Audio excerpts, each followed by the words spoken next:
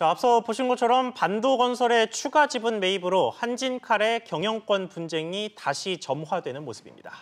또 미중 갈등이 격화되는 가운데 삼성전자가 시스템 반도체 투자를 확대하기로 했습니다. 산업계 주요 소식들 윤성훈 기자와 이야기 나눠보겠습니다.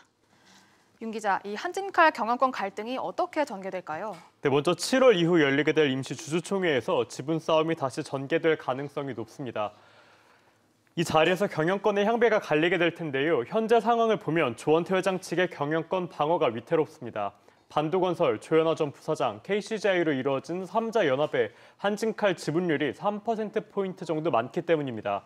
하지만 반도건설이 독자적인 노선을 걸을 수 있다는 가능성도 배제할 수 없는데요.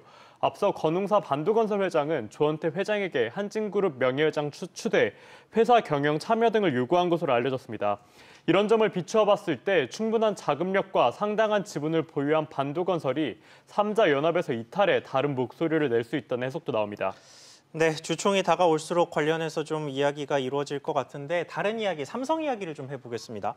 이게 이재용 부회장은 사법 리스크가 있고 또 미중 무역 분쟁 때문에 반도체 수출에도 여러 가지 문제가 생기고 있는 상황인데 이렇게 대내외 악재가 있는 상황에서 대규모 투자 소식을 내놨습니다. 네, 그렇습니다. 삼성전자는 시스템 반도체 1위 달성을 위한 투자를 이어갈 움직임을 보이고 있습니다.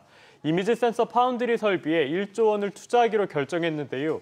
노후된 경기 화성, D램 생산 라인 일부를 시스템 반도체의 한 종류인 이미지 센서 첨단 라인으로 전환할 것으로 예상됩니다.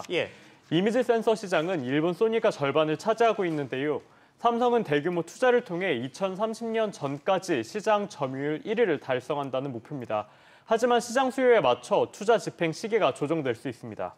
네, 또 어제 검찰 조사를 받고 나오면서 이재용 부회장이 탄 차를 두고 여러 해석이 나오고 있다고요. 네, 어제 검찰 조사를 마치고 귀가하는 이 부회장이 타고 있던 차량은 제네시스 G90였습니다. 이 부회장은 현대차 에쿠스, 쌍용차 체어맨에 이어 재작년부터 제네시스 EQ900을 많이 이용했는데요. 현대차 제네시스 브랜드에서 만든 플래그십 세단 G90로 바꾼 것이 포착된 겁니다. 최근 부쩍 가까워진 삼성과 현대의 관계를 상징적으로 보여준다는 해석이 나오는데요. 지난 13일 이 부회장과 정의선 현대차그룹 수석 부회장은 차세대 전기차 사업 협력을 위해 처음으로 회동을 하기도 했습니다. 전기차 배터리 사업 협력을 기점으로 당분간 두 그룹의 협력 관계가 강화될 것이란 분석이 나옵니다. 네, 윤 기자 이야기 잘 들었습니다.